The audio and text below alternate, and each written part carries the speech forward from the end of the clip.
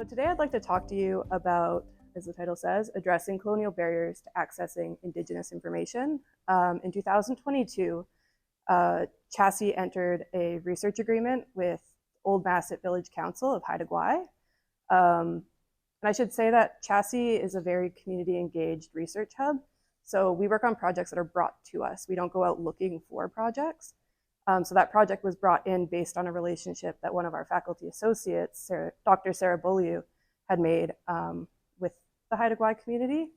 They had heard of her because she was doing ground penetrating radar up at the Kamloops residential school.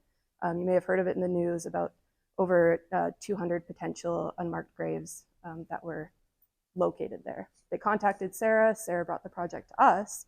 And incredibly, as like a BA honors student, I was asked to do a big portion of the archival work for this project. We had an amazing archival team. Unfortunately, my main research partner, Frankie Fowle, couldn't be here today, but she was pictured there and instrumental in doing all the digitization. She's a graphic design major and was incredible. An important part to start on is a brief history of residential schools. I say brief because I could talk about this for hours. You guys aren't here for a history lecture. For those of you that don't know about the Canadian residential school system, it was a systematic tool of assimilation to try to kill the Indian in the child. So starting at a young age, they tried to essentially deculture Indigenous children and assimilate them into European Canadian settler society. They were funded by the Canadian government, but they were mostly, actually completely, run by church institutions. So that was Anglican, Catholic, Methodist, and Presbyterian churches. They were operated between 1870s and the 1990s, with the last school closing in 1996 in Saskatchewan. I know that in various conversations I've had over this past few days, people did not realize that this was such a current, modern issue. We have this kind of impression that this was a problem in the past. This is very current. And in BC, we're from Vancouver, outside Vancouver, BC, Fraser Valley, Abbotsford. We had a residential school until mid-80s. So there is a deep community connection there. It is estimated that over 150,000 Indigenous children attended residential school. It was compulsory. So parents did not have a choice about whether or not their children went to these schools. They have an intense legacy of emotional, mental, spiritual, physical, and sexual abuse. And we are just starting to acknowledge and listen to the stories that Indigenous people have been telling us all along. So a little bit about the project that we did for them. We were asked to locate, access, and collect their records of Haida children that were sent to residential schools across Western Canada. Through our research, we found that they had been sent to 4 different schools. I'll show you a map on the following slide to give you context for this. They were sent very far away. They were sent as far as Edmonton, so like complete province over. And often these children, because the transportation costs were put onto the parents, these children did not go home for years. They did not go home for holidays. They remained at the schools. So then we set out to create digital copies of records for future use by the community. We discovered that many of these records that were housed in archives had not been digitized. So you had to physically access these archives to have any access to the records. And we collected these with the intention of creating a user-friendly digital database that the community could use to access their records. So we completed this project a couple of months ago, actually. And I would like to give a shout out to Jeff. He put together our database. I'd like to highlight that this was like a really multidisciplinary project. We had graphic designers, we had graphic designers, my history, we had sociology students working on it. It was, and that's partially why I'm presenting it here, is I think that this can be really useful for all kinds of disciplines. So I want to talk about a couple of the barriers that we encountered when we were starting this research. I did not have an extensive archival background, so I was really struck. I am used to accessing records that are more related to colonial topics. So there weren't as many barriers in terms of like, if you are looking for a record about your city, it's going to be housed in your city. And so what I found was that residential school records particularly were often housed great distances away from the home community. So on this map here, the yellow dot represents Haida Gwaii, and then this represents where we had to physically travel to access some of their records. We realized yesterday that we should put miles on here just to help you guys out a little bit.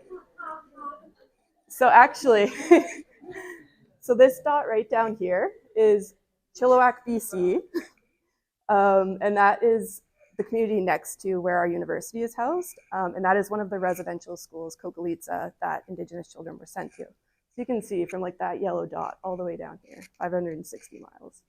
They were also sent to Alert Bay, which is that orange marker, and then Alberni, which is this one. And then on the next map, they were also sent all the way to Edmonton up here, which we forgot to mark. So they were sent quite a vast difference away. So this map is the digitally accessed archives. So these are more like the federal government records, as opposed to the physically accessed ones, which are more like church records. You would also find them in like local, like municipal archives, which was strange to me because, as you'll see later, there's a lot of privacy restrictions on stuff. So it's interesting that you could access those with no barriers if you went to the local level. So represented on here is the Library and Archives Canada. So that's where you find pretty much all of the like quarterly returns, medical examination forms, stuff like that.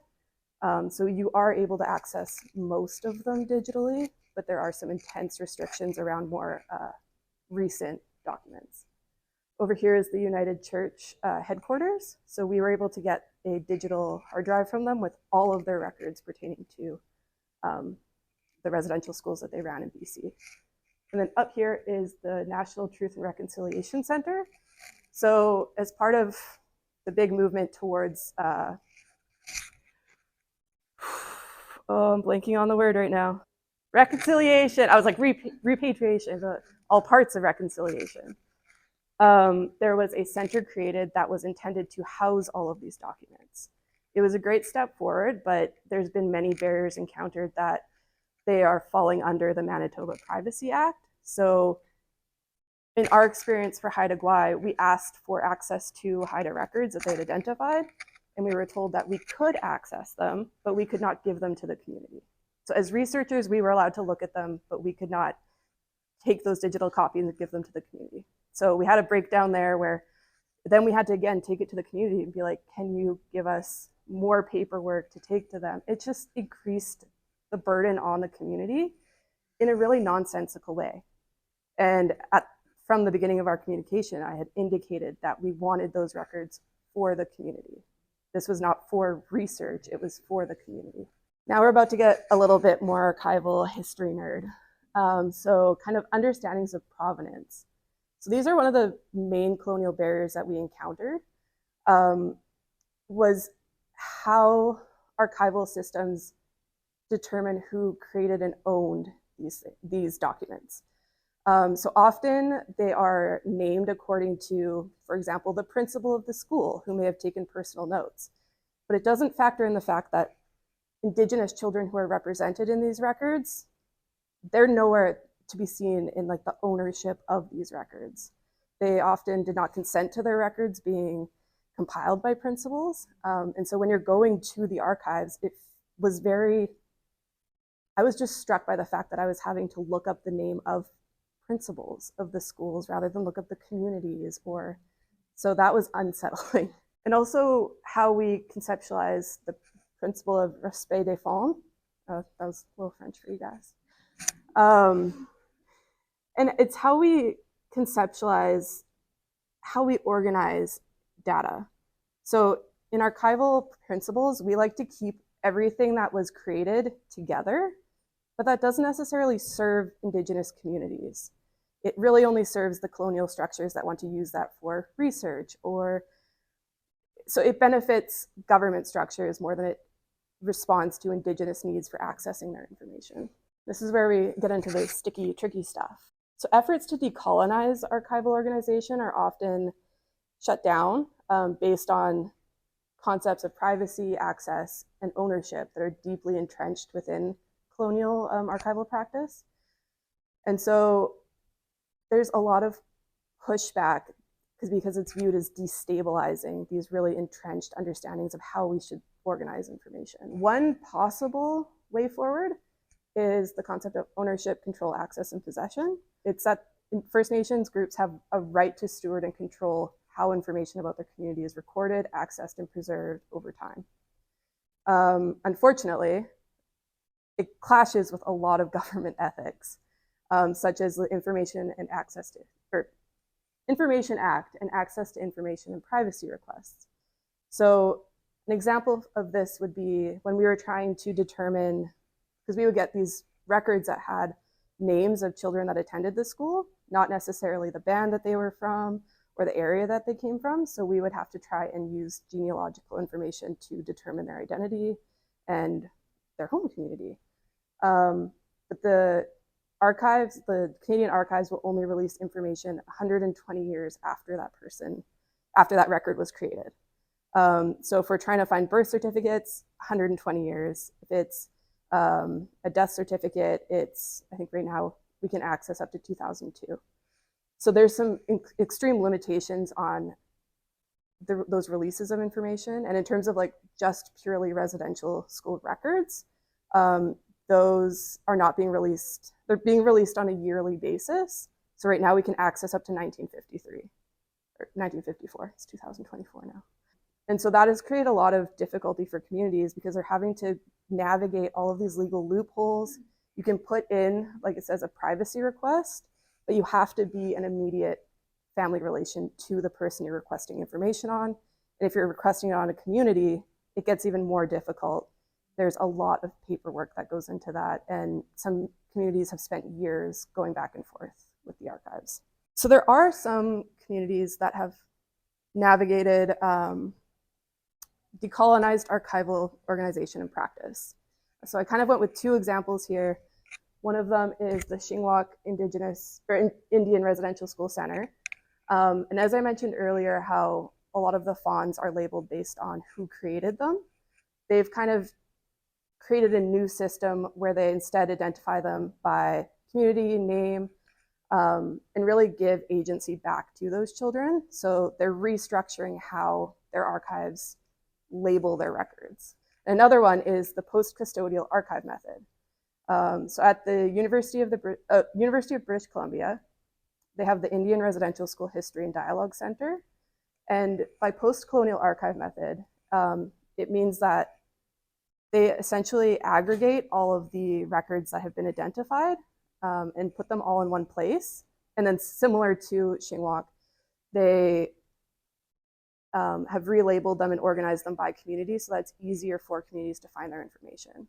And they do it specifically for BC, so you don't have to navigate as much as you would on the National Truth and Reconciliation website, which again has limitations on privacy, and it can be very difficult to get information from that website. So they've really taken the lead in terms of making information accessible to communities for free, easily. There's archivists that will work for free to help you find your information. And that is my presentation.